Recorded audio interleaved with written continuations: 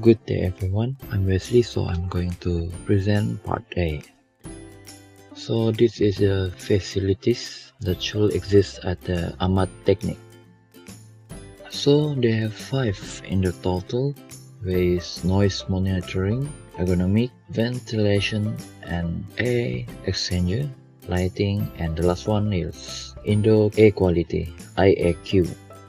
So this they use to prevent the hazard or to reduce it.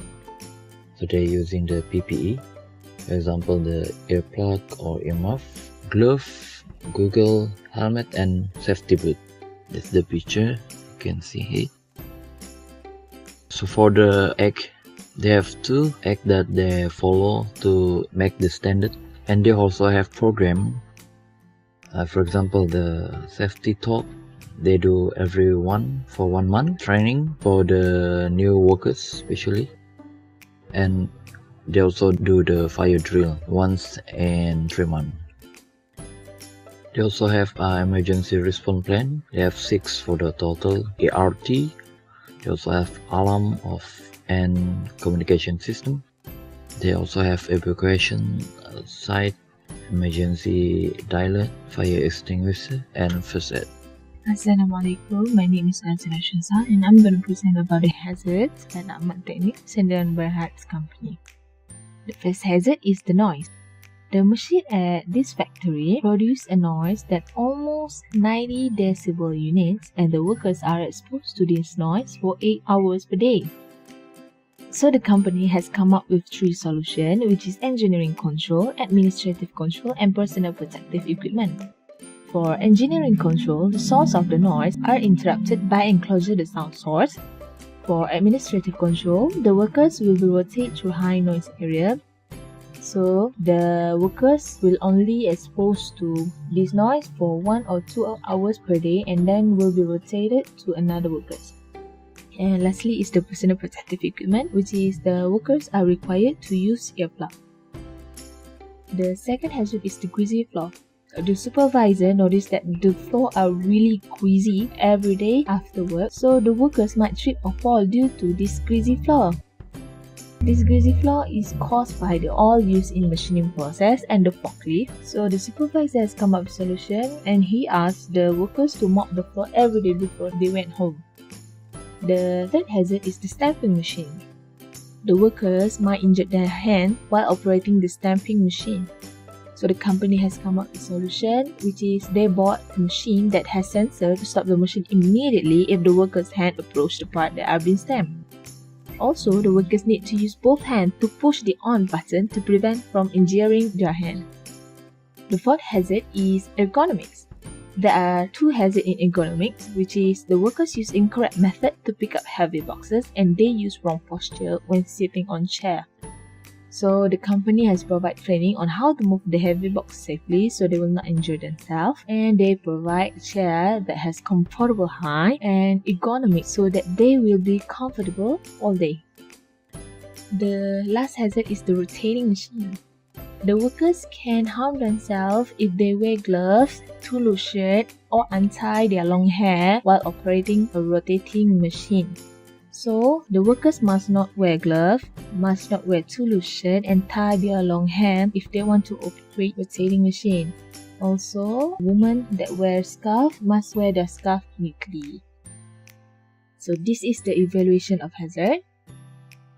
This is the risk assessment according to the risk matrix. So, the noise hazard and slipping and falling hazard has high risk level, which is 20. The stamping machine and rotating machine has high risk level 2 but only 15. And lastly, ergonomic have medium risk level, which is only 8.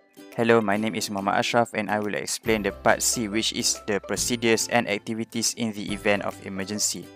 Firstly, for the general plan, it will respond with the emergency response plan. What is meant by that is that ERP is the information on how to prepare and train for emergencies and the hazards to be aware of when an emergency occurs. ERP also will provide information for employers and workers who will be responding to the emergency. Next is the emergency response procedure. First, when emergency occurs, the workers will be notified via emergency commander. The emergency commander manages site and reports to the emergency manager and general manager. They both will assess the response required. At the first level, which is level 1, the GM will direct response with the emergency and proceed with the recovery of the operations so that it will return to the normal operation. For at level 2, the GM directs initial response and notify administration as well. The administration and financial manages the response, contact secondary responders in order to notify them too. For an example, for the emergency procedures such as case 1, which is the falling debris, materials and object. During worker at construction site, object fall from top is normal. Therefore, worker will be provided with safety helmet. But when an accident occurs, firstly is to contact to the nearest first aid officer within the building. Second, send the injured person to the nearest medical center if necessary, which includes only at business hour only. Third, informs the supervisor for the project at the site. And fourth, complete a confidential incident or injury report. For the second example is falls from height or scaffolding. At Amat Teknik Sdn, the workers needed to go to high place to assemble the depot parts. Forklift is used in order to acquire material, therefore need people from higher place. If falling occurred, first inform the site supervisors immediately, and then the site supervisor sounds the emergency alarm and quickly evaluates the situation and identifies any further hazards that could arise. Then the emergency response team conducts the emergency response plan. Next, they will call and notify the local police, fire and rescue, and or ambulance if required. Lastly, isolate the accident zone and move all non-affected personnel to a safe zone. For the third case, which is fire. Fire is the higher potential of accident which can be occur because this company have cause that may lead to fire. This company uses machine that produces heat as byproduct. Thus, it uses more electric current supply. If short circuit happen, it will cause fire. Thus, the following procedure needs to be taken when fire happen. First, alarm will be sound and drill will be ringing. Second, represented personnel or supervisor or leader informs to the security immediately. Third, the receptionist announced to all workers to evacuate safely from the location of fire. The fire squad and first aid team will assist workers to leave the building immediately to the assembly point. Fourth, they will check attendance and report missing person to incident controller if there are any. Fifth, early treatment to injured person needed to perform by first aid team. Then, security identifies zone location of fire alarm and reports to the fire squad or SHO. Security confirms with the bomba through CMS telephone. Then, they will determine whether they can or can't fight fire with available equipment.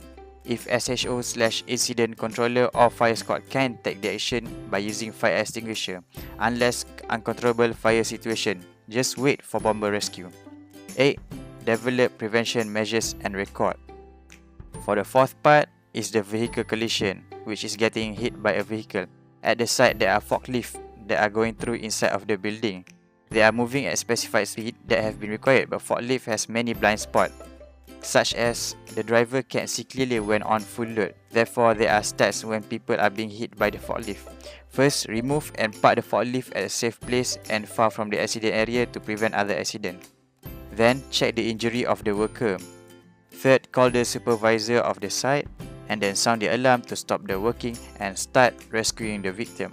Fifth, call the police or ambulance to bring the victims to the hospital.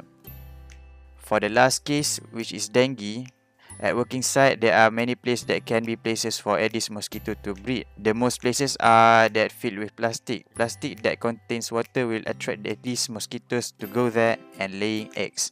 When someone diagnoses with dengue, first the site will be closed and all of the operation will be stopped.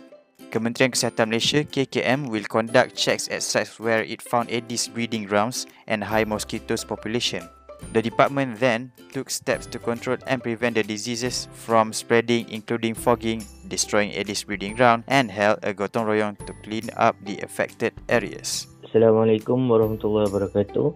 My name is Muhammad Arif Aiman, and today I would like to present Part D estimated cost of practicing OSH.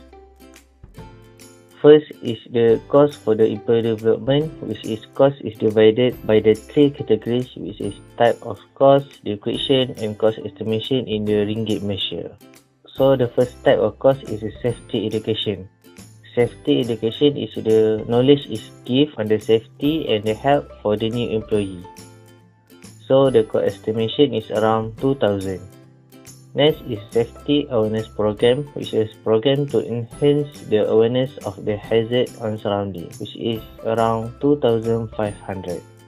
And next is the Health Campaign, which is awareness on the long-term health issue, which is 1,500. And next is for the training, which is provide safety training using accurate standard operation procedure, fire drill and other emergency cases. For this training, the cost estimation is around 3,000. And next is the cost for the maintenance, which is maintenance on the tool, machine and equipment services and maintenance, which is periodically service and maintenance is around 5,000. And for the average injury treatment cost, which is we provide hospitality for the victim of accident, is around 2,500. And for the machine safeguard, which is machine safeguard installation, is around 3,400. And lastly, for the safety help sign and line, which is a pentagram hazard and safety signboard installation, is around 3,200. And lastly, for the miscellaneous expenses, which the court cost, which the cost to hire a lawyer is around 3,000.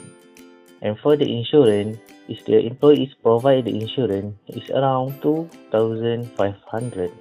And for the hire temporary worker for substitution, if the employee is injured and not available to the work for the temporary of time, so the cost for the hire temporary worker is around 2,000. And lastly, for the medical cost, which is a treatment for the health issue such as fever, flu and cough to avoid biological hazard, is around 1,500. And next is a slide about the cost comparison and if we need purchasing OSH and accident occur. So for the cost purchasing OSH for the facilities, training, maintenance and services and OSH program. For the facilities, cost estimation is around 5,000. And for the training is around 3,000, maintenance and services is around 5,000, OSH program is around 6,000. If accident occur, if we do not practicing OSH, the cost estimation for the facilities is around 2,000. These facilities may be occur during a downtime repair or change equipment.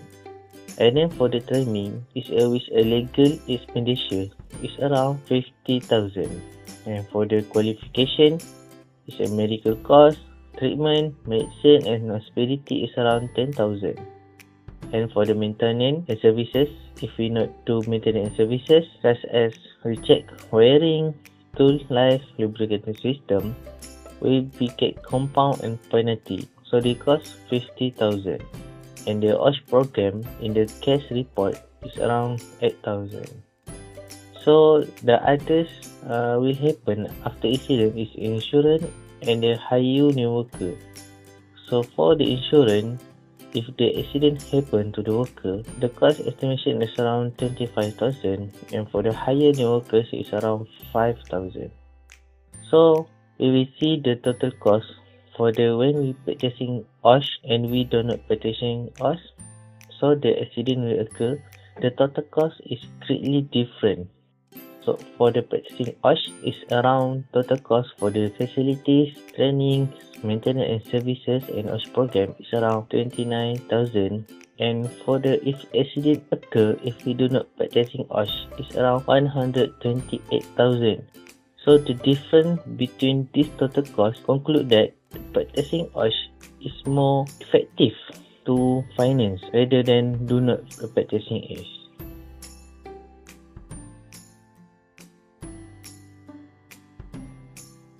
In daily routine, workers are required to register themselves at the office before start their work.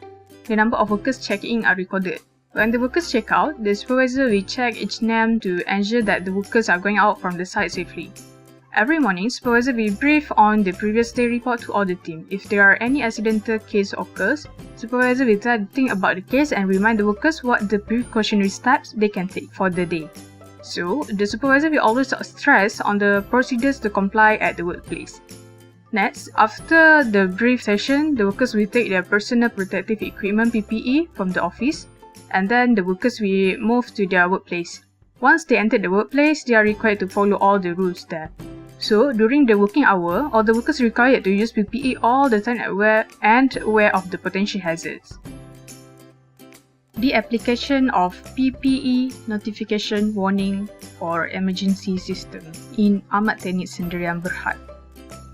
Firstly, the sign of reminder for the worker to wear safety shoes. They are required to wear safety shoes or boots when entering the factory. Next is the photo of the PPE equipment that the workers must follow. It is a reminder of PPE application for all the workers to apply, and the poster is hung near the punch card machine so that the worker can always see the poster and remind themselves. Also, all the workers must conduct their work according to the standard operation procedure SOP of each of the machines. They also will go to the training for handling the machine before they are able to handle the machine and do their work. Next is the photo of fire extinguisher area, which the area of fire extinguisher is taped with the red tape. The people or the workers are not allowed to put any obstacles of material and doing work there. It is important to ensure that the fire extinguisher can be reached easily during the emergency.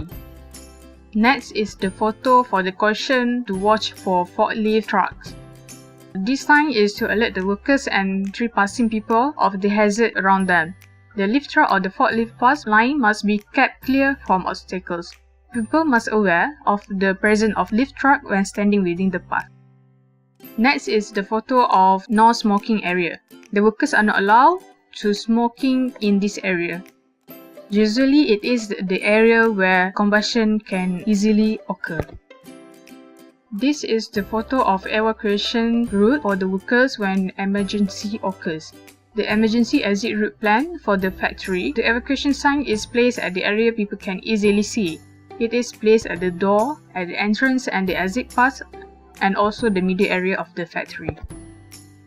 And lastly, this is the area for the electrical panel. Workers must keep this area free from any obstacles, and they must not stay inside the area. This is the clearance for the electrical panel. Workers are not allowed to put things and standing inside the electrical panel. They must stay outside the yellow-black cross line. Now is the safety procedures applied at the Amat Teknik Sdn Berhad. In Amat Teknik, they do not have safety officer, but the safety is fully practiced and governed by the workers. They are responsible to take the safety measure of themselves at the workplace. Every manager of the subsection is required to monitor the implementation of OSH by their workers. If any accident or incident occurs, the worker need to inform the manager. And then, firstly, the first aid is given to the victim. If it is a serious case, the victim needs to be sent to the hospital for further checkup or medications. The first photo is the safety principles for the maintenance area.